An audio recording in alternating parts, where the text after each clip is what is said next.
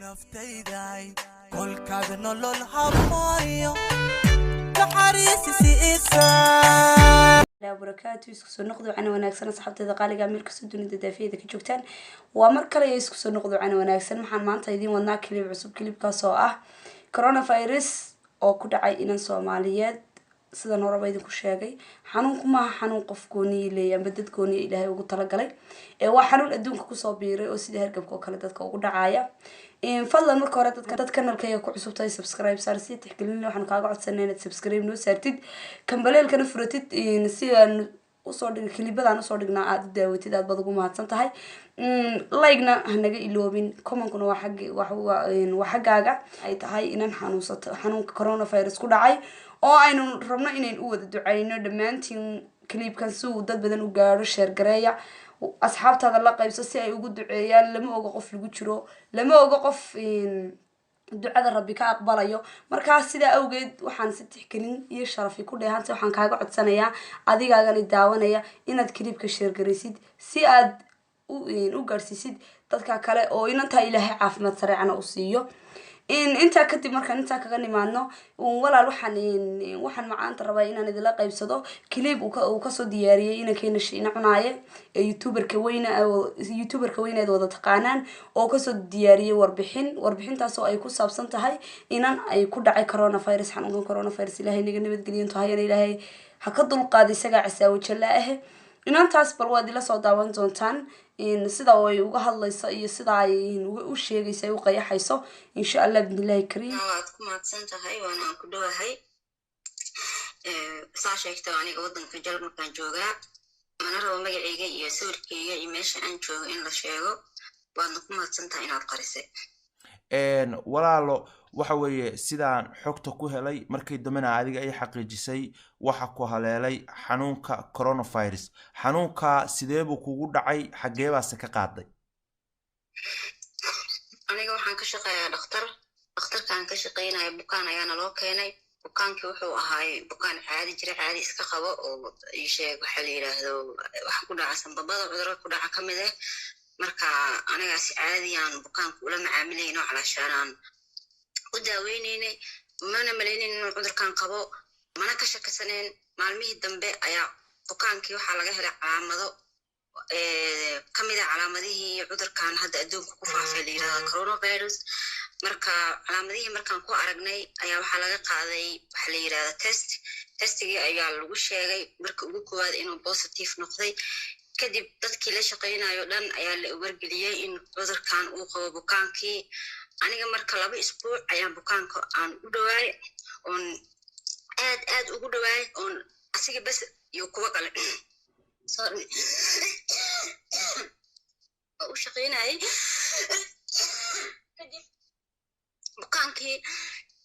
waxaan ku dhahay bukaamadii kale inta waa la geliyay karantiilka anaga waxaan leeyahay gurihiina jooga hadda aniga wasaaradda caafimaadka la soo xiriirtay lambar la isiiyay hadda waxa ii imaanaya qoladii iga baareysay mar labaad in cudurkaani haleelay calaamado badan isku arkay cudurkan lagu yaqaano in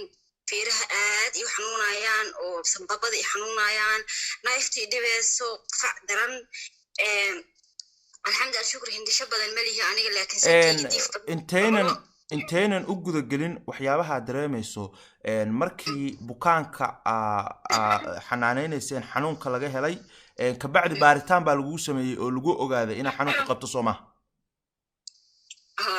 waxaa la yiri marka dadka la shaqeynayo dhan waa inay guryahooda joogaan ma imaan karaan shaqada ma garatay waayo haddii anaga shaqada imaano bukaamadii kala sii qadinina oo ayaga u nugulay ma garatay waayo anaga hadda alxamdulillah shukr cudurro ma qabo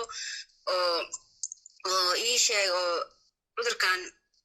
idil kara sida sokorta oo kale dhiigkarka oo kale iyo cudurrada kabadnaha ku dhaco kale aniga ma haysto waxa la yiraahdo Jarmalka ku dhacan niman diagnosis ama cudurka adiga oo ii sheeg kula nool ma qabo marka alxamdulillah shukr anaga oo kale hadda inaan ka badbaadna laga yaabo laakiin aniga waxaan u yara baqaynaa u baqayaan dhaqaatiirta in dadka bukaanka meesha joogo in cudurka sii qaadaan oo dhakhtarka lagu daaweynayay markii xanuunka laga helay oo lagu sheegay dareenkaagu sidee noqday wala horta aniga baan fiican horta qof islaan ah alxamdulillah shukr ilaahi aaminsan markii aniga calaamadaha isku arkay adiga la qabiis ilaa hadda isku arkay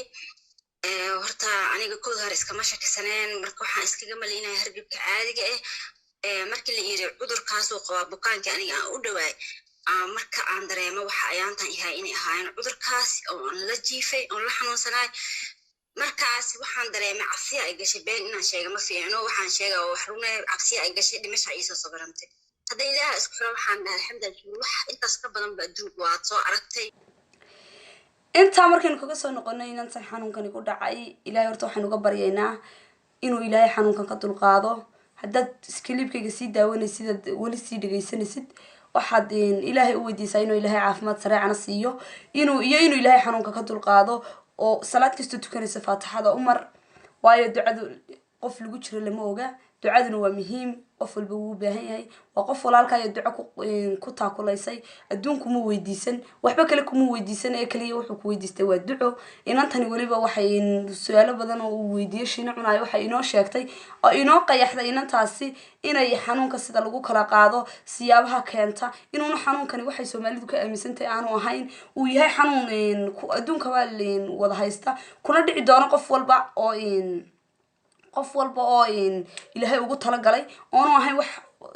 bartilmaamsanayaan ba asiibaya dad gooniya marka sida awgeed waxaan ka codsanayaa inaad walaal dad channelkayga aad daawanaysid waxaan ka codsanayaa walaal channelkayga haddii daawanaysid waxaan ka codsanayaa inaad inta u duceysid wax kale hadal oo kale la sii yiraahdaa ma yaalan meesha waxaan idin leeyahay intaad channelkaygana dad ku jirtiin subscribe saara kambalelkana furta si waxyaabahan u soo galiya aad u daawatid aad bad ugu mahadsan tahay dhamaantiin waxaan idin leeyahay daawadeelintan madaxiga ku doono intaan kan madaxiga ku kulmi doono waxaan idin leeyahay assalaamu calaykum waraxmatullaahi tacaala wabarakaatuh naftayday kolkaad nolol habooyo